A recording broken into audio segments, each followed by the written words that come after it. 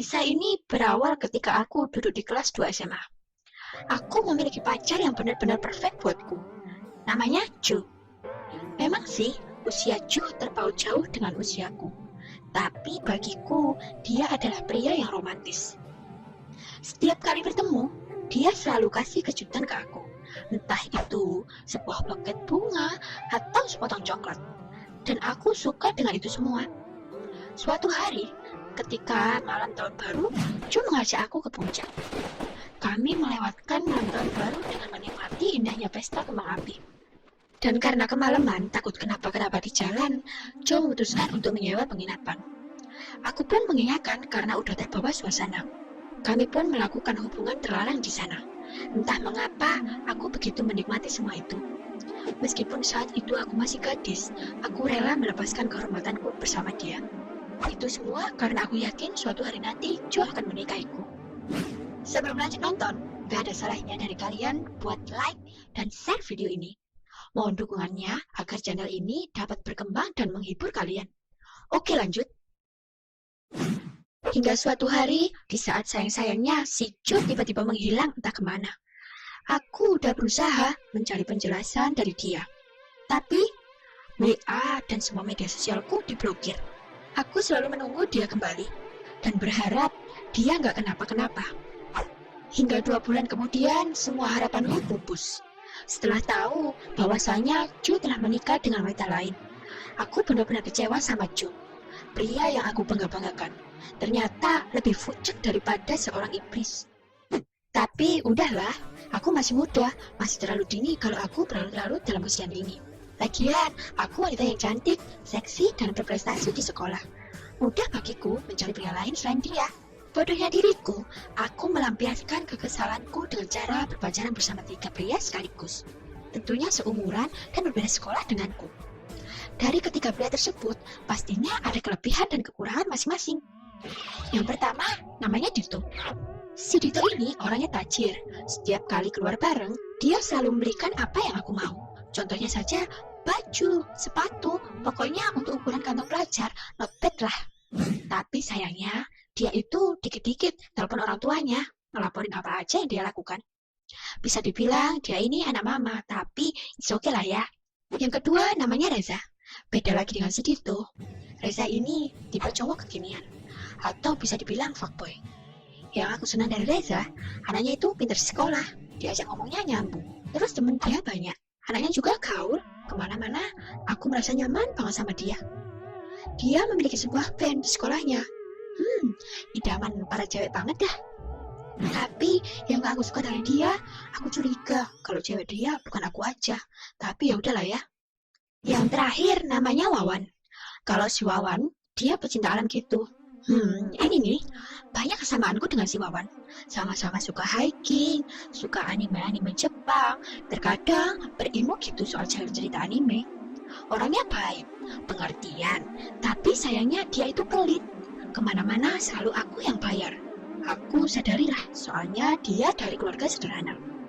Dari ketiga pacarku tersebut, mereka gak ada yang tahu kalau hatinya aku bagi-bagi. Suatu hari, Reza menjemputku dari sekolah. Dia mengajakku buat lihat dia manggung.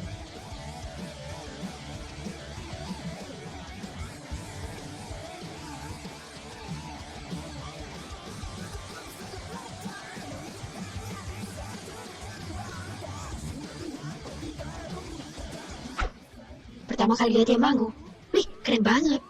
Aku benar-benar terpukau lihat aksi dia memainkan gitar. Hingga acara selesai, kita berdua langsung cabut ke kos si Reza. Dia janji mau ngantar aku pulang, tapi mampir mandi dulu di kos-kosan.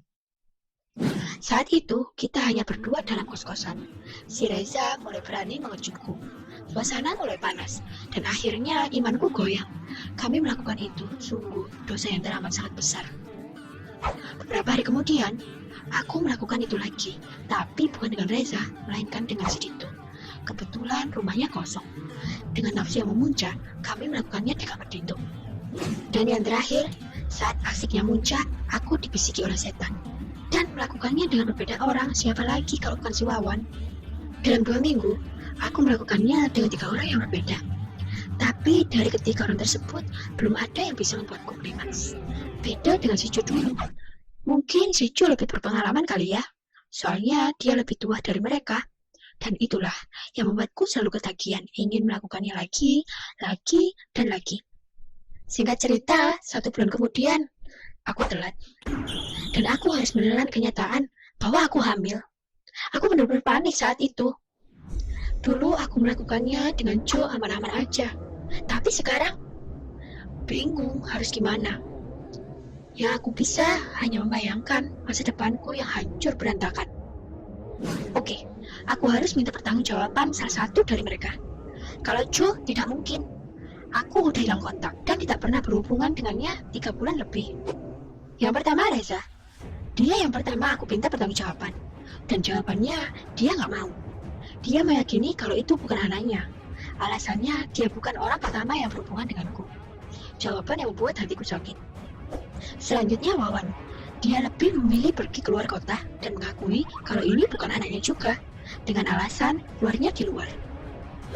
Yang terakhir si Dito. Aku berharap Dito mau mengakui kalau ini bayinya. Jawaban si Dito beda dari yang lain. Dia bersedia tanggung jawab, asal dilakukan pengecekan dulu, menunggu hingga bayinya lahir. Oke, aku menghargai keputusan Dito. Toh salah aku juga. Tapi aku gak bisa berharap lebih kepadanya. Terlalu lama kalau menunggu bayi ini lahir.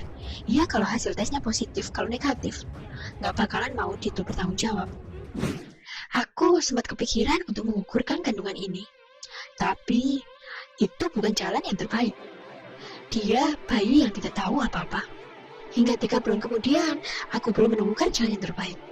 Aku masih menyimpan rapat-rapat masalahku ini. Bahkan, orang tuaku pun belum tahu dengan keadaanku yang sekarang. Aku ingat banget saat itu hari Senin. Aku harus sekolah dan mengikuti kegiatan belajar seperti biasanya. Dan seperti sekolah pada umumnya, kalau hari Senin wajib upacara. Entah karena fisikku yang down atau lemas bawaan bayi. Mataku berkunang-kunang, tubuhku berasa mati rasa. Dan, bruk, aku terjatuh pingsan. Beberapa jam kemudian, aku tersadar. Aku terbaring di puskesmas terdekat. Aku heran, kenapa hanya pingsan dibawa ke puskesmas? Biasanya hanya dibawa ke ruang UKS. Aku baru tahu kalau di sebelahku ada wali kelas. Beliau langsung menanyakan tentang kehamilanku. Kami tahu dari perawat bahwasanya kamu sudah hamil 3 bulan. Siapa yang melakukan semua ini? Aku hanya terdiam 1000 bahasa. Mulut ini terlalu susah untuk menjelaskan semuanya. Keesokan harinya, wali kelasku datang ke rumah. Dia menjelaskan semua permasalahan ke orang tuaku. Sekaligus memberikan surat bahwasanya aku dikeluarkan dari sekolah. Hari itu juga orang tuaku benar-benar marah sama aku. Aku hampir diusir dari rumah. Ini adalah aib terburuk dalam keluargaku. Yang aku bisa hanya menangis dan menyesal seberat-beratnya. Masa depanku hancur. Seorang anak yang harusnya membahagiakan orang tuanya malah membuat malu orang tua. Masa-masa yang harusnya menikmati indahnya usia muda, indahnya di sekolah, aku malah sibuk mengurusi kehamilanku. Sungguh, pengalaman yang benar-benar menyakitkan dalam hidupku. Hingga usia kehamilanku 6 bulan, mau gak mau, aku harus menikah dengan laki-laki pilihan ayah. Meskipun usianya terpaut jauh sama aku, tapi aku masih dibilang wanita yang beruntung. Dia pria yang baik. Dia nerima aku apa adanya. Hingga anak ini lahir,